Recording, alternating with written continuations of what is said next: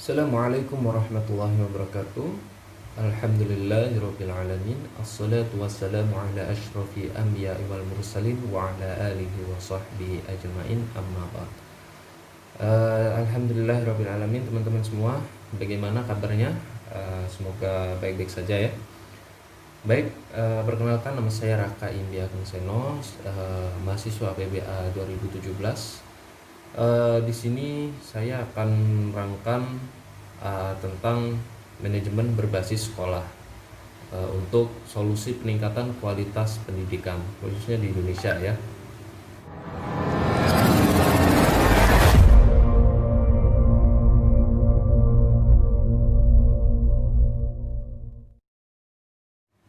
Baik, kita bahas yang pertama yaitu pengertian dulu ya, pengertian kualitas pendidikan. Secara umum, kualitas atau mutu adalah gambaran dan karakteristik menyeluruh dari barang atau jasa yang menunjukkan kemampuannya dalam memuaskan kebutuhan yang diharapkan atau tersirat. Lalu mutu pendidikan dapat dilihat dalam dua hal, yakni mengacu pada proses pendidikan dan hasil pendidikan. Proses pendidikan yang bermutu apabila seluruh komponen pendidikan terlibat dalam proses pendidikan itu sendiri. Faktor-faktor dalam proses pendidikan adalah berbagai input seperti bahan ajar, metodologi, saran sekolah, dukungan administrasi dan sarana prasarana dan sumber daya lainnya, serta penciptaan suasana yang kondusif. Itu lanjut, yaitu sedangkan untuk mutu pendidikan dalam konteks hasil pendidikan mengacu pada prestasi yang dicapai oleh sekolah pada setiap kurun waktu tertentu. Dalam konsep absolut, sesuatu disebut berkualitas bila memenuhi standar tertinggi dan sempurna. Bila diterapkan dalam dunia pendidikan, konsep kualitas absolut ini bersifat elastis karena hanya sedikit lembaga pendidikan yang akan mampu menawarkan kualitas tertinggi kepada peserta didik, dan hanya sedikit siswa yang akan mampu membayarnya. Sedangkan dalam konsep relatif, kualitas berarti memenuhi spesifikasi yang ditetapkan dan sesuai dengan tujuan. Nah, dalam konteks pendidikan, kualitas yang dimaksud adalah dalam konsep relatif, terutama berhubungan dengan kepuasan pelanggan. Pelanggan pendidikan ada dua aspek, yaitu pelanggan internal dan eksternal. Pendidikan berkualitas apabila yang pertama, pelanggan internalnya yaitu kepala sekolah, guru, dan karyawan sekolah itu berkembang baik fisik maupun psikis. Secara fisik antara lain mendapatkan imbalan finansial, sedangkan secara psikis adalah bila mereka diberi kesempatan untuk terus belajar dan mengembangkan kemampuan, bakat, dan kreativitasnya. Lalu yang kedua yaitu pelanggan eksternal. Pelanggan eksternal ada tiga. Yang pertama, eksternal primer, yaitu para siswa, menjadi pembelajar sepanjang hayat, komunikator yang baik dalam bahasa nasional maupun internasional, punya keterampilan teknologi untuk lapangan kerja dan kehidupan sehari-hari, integritas pribadi, pemecahan masalah dan penciptaan pengetahuan, menjadi warga negara yang bertanggung jawab. Para siswa menjadi manusia dewasa yang bertanggung jawab akan hidupnya. Yang kedua yaitu eksternal sekunder, yaitu orang tua, para pemimpin pemerintahan dan perusahaan. Para lulusan dapat memenuhi harapan orang tua, pemerintah, dan pemimpin perusahaan dalam hal menjalankan tugas-tugas dan pekerjaan yang diberikan. Yang ketiga, eksternal tersier, pasar kerja dan masyarakat luas. Para lulusan memiliki kompetensi dalam dunia kerja dan dalam pengembangan masyarakat, sehingga memengaruhi pada pertumbuhan ekonomi, kesejahteraan rakyat, dan keadilan sosial.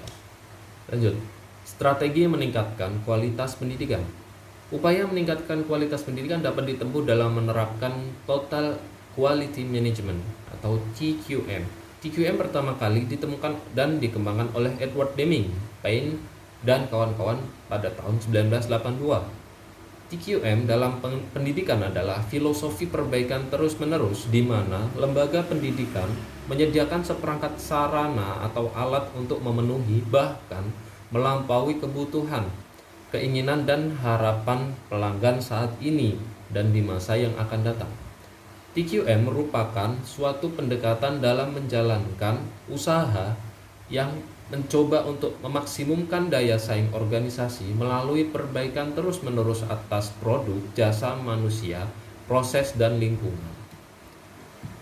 Namun, pendekatan TQM hanya dapat dicapai dengan memperhatikan karakteristiknya, yaitu yang pertama, fokus pada pelanggan, baik internal maupun eksternal, seperti yang tadi.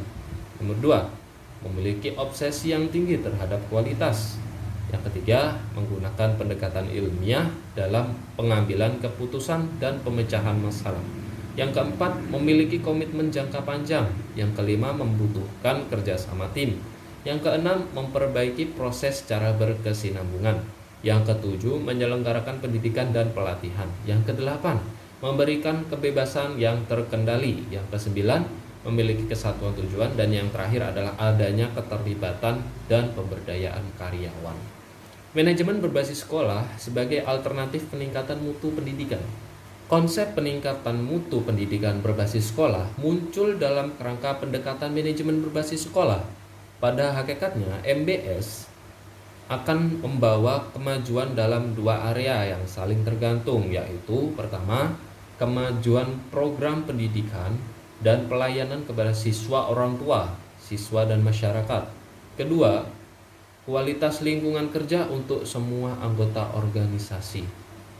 Wallstetter dan Watson pada tahun 1999 memberikan panduan yang komprehensif sebagai elemen kunci reformasi MBS yang terdiri dari yang pertama, menetapkan secara jelas visi dan hasil yang diharapkan. Yang kedua, menciptakan fokus tujuan nasional yang memerlukan perbaikan. Yang ketiga, adanya panduan kebijakan dari pusat yang berisi standar-standar kepada sekolah. Yang keempat, tingkat kepemimpinan yang kuat dan dukungan politik serta dukungan kepemimpinan dari atas. Yang kelima, pembangunan kelembagaan, capacity building melalui pelatihan dan dukungan kepada kepala sekolah, para guru, dan anggota dewan. Yang keenam, adanya keadilan dalam pendanaan atau pembiayaan pendidikan. Pihak-pihak yang terlibat dalam MBS. Pihak-pihak yang dimaksud dalam manajemen berbasis sekolah adalah kantor pendidikan pusat, kantor pendidikan daerah, kabupaten atau kota, dewan sekolah, pengawas sekolah, kepala sekolah, guru dan orang tua siswa, dan masyarakat luas.